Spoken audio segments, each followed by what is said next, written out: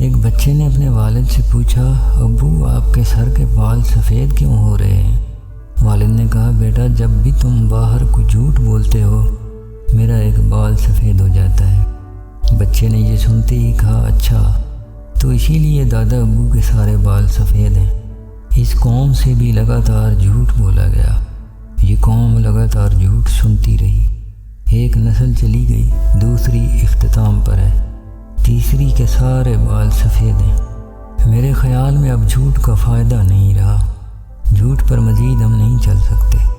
اب جھوٹ پر نہ کوئی گھر میں نہ باہر یقین کرنے کو تیار ہے، تو کیوں نہ اب صرف سچ بولا جائے۔